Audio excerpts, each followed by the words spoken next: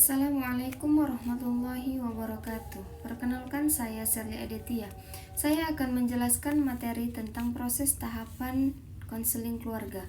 Menurut saya, materi ini sangat penting karena dalam sebuah keluarga pasti pernah terjadi masalah, baik antara orang tua dan anak, suami dan istri, ataupun antar saudara. Kadang masalah kecil bisa menjadi besar karena kurangnya komunikasi dan saling memahami. Maka dari itu, konseling keluarga dibutuhkan untuk membantu memperbaiki hubungan dalam keluarga.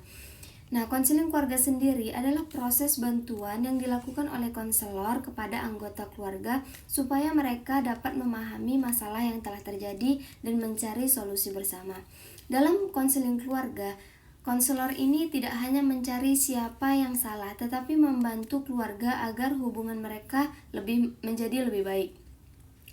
Nah, dalam proses konseling keluarga terdapat beberapa tahapan, yaitu pengembangan raport, pengembangan apresiasi emosional, dan membina hubungan, serta memperlancar tindakan positif.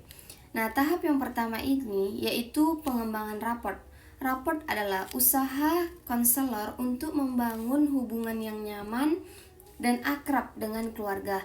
Menurut saya, tahap ini tuh sangat penting karena kalau keluarga belum merasa nyaman, biasanya mereka itu sulit terbuka dan malu untuk bercerita. Pada tahap ini tuh konselor harus bersikap ramah, sopan, mendengarkan dengan baik, dan tidak langsung menghakimi. Konselor juga harus membuat suasana menjadi tenang supaya anggota keluarga merasa aman ketika menyampaikan masalahnya. Contohnya itu ada seorang anak yang sering bertengkar dengan orang tuanya karena masalah pergaulan. Nah, ketika datang ke konselor, anak tersebut tuh awalnya diam dan tidak mau bercerita. Maka konselor harus mencoba mengajak berbicara dengan santai terlebih dahulu supaya anak ini merasa nyaman. Setelah merasa nyaman, baru klien akan mulai terbuka. Jadi, tujuan raport adalah membangun rasa percaya antara konselor dan keluarga. Kita masuk ke tahap yang kedua, yaitu pengembangan apresiasi emosional. Nah, tahap ini tuh juga nggak kalah penting karena ini tahap memahami perasaan dari masing-masing anggota keluarga. Dalam keluarga seringkali tuh terjadi salah paham karena setiap orang hanya fokus pada emosinya sendiri dan tidak mencoba memahami perasaan orang lain. Nah, di sini tugas konselor itu membantu anggota keluarga agar dapat saling memahami. Contohnya, seorang anak jika merasa terlalu dikekang oleh orang tuanya sehingga ia menjadi mudah marah, tetapi di sisi lain, orang tua tuh sebenarnya melakukan itu karena rasa khawatir terhadap anaknya. Nah, jadi melalui konseling ini, konselor dapat membantu anak memahami alasan orang tua tersebut dan membantu orang tua memahami perasaan anak. Jadi, kedua pihak saling mengerti dan tidak hanya menyalahkan satu sama lain. Nah, menurut saya tahap ini tuh sangat penting karena banyak masalah keluarga yang sebenarnya terjadi tuh akibat komunikasi dan kurang memahami perasaan anggota keluarga. Tahap yang ketiga ada membina hubungan dan memperlancar tindakan positif. Nah, setelah keluarga mulai saling memahami, konselor itu membantu keluarga untuk memperbaiki hubungan mereka melalui tindakan positif.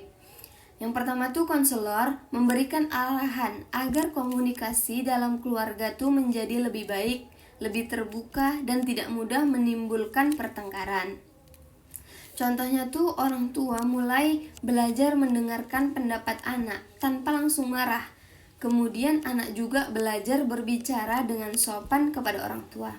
Selain itu, keluarga juga bisa mulai meluangkan waktu untuk berbicara bersama supaya hubungannya itu menjadi lebih dekat.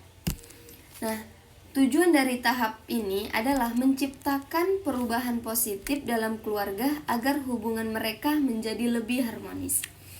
Menurut saya, keluarga yang baik bukan keluarga yang tidak pernah memiliki masalah, tetapi keluarga yang mau saling memahami dan menyelesaikan masalahnya secara bersama-sama. Nah, jadi dari materi ini dapat disimpulkan bahwa proses konseling keluarga dilakukan melalui beberapa tahapan, mulai dari membangun hubungan yang nyaman, memahami perasaan anggota keluarga, hingga membantu keluarga memperbaiki hubungan mereka melalui tindakan yang positif. Nah, dengan adanya konseling keluarga, diharapkan keluarga itu dapat berkomunikasi dengan baik, saling menghargai, dan menciptakan suasana keluarga yang lebih harmonis. Mungkin itu saja penjelasan dari saya mengenai tahap konseling dalam keluarga. Saya ucapkan terima kasih. Wabillahi taufiq walhidayah. Wassalamualaikum warahmatullahi wabarakatuh.